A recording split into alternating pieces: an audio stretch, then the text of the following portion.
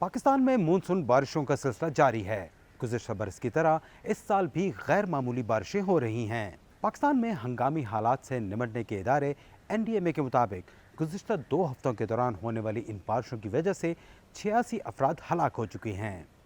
गैर मामूली बारिशों का ये सिलसिला गुज़िश्ता माह के आखिर में 25 जून को शुरू हुआ। मुल्क के मुख्तलिफ हिस्सों में होने वाली तूफ़ानी बारिशों की वजह से सबसे ज़्यादा नुकसान सूबा पंजाब में हुआ, जहाँ अब तक 52 अफराद हलाक और 99 ज़ख्मी हो चुके हैं। इसके बाद मुतासर होने वाला सूबा खैबर पख्तूनख्वा है, जहाँ 20 अफराद हलाक और 37 ज़ख्मी हुए। मजमूई तौर पर चारों सूबों में 86 अफराद हलाक और 151 ज़ख्मी हो चुके हैं।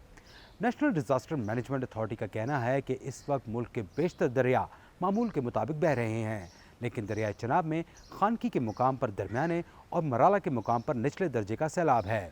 इसी तरह रावी में जस्सड़ के मुकाम पर दरमियाने से ऊंचे और शाहदरा पर निचले दर्जे का सैलाब है। NDMA ने आइंदा चंद दिनों में मजीद बारिशों का इंदिया भी दिया है। इमदादी इदारे इंटरनेशनल रेस्क्यू कमेटी का कहना है कि रवां साल मुतवक्का सैलाब से 91 लाख से ज़ायद लोग मुतासिर हो सकते हैं। गुज़श्ता साल मुतासिर होने वाले इलाकों में अगर दोबारा सैलाब आया तो इन इलाकों के लोग खुराक की कमी और दीगर मुश्किलात से दो चार हो सकते हैं।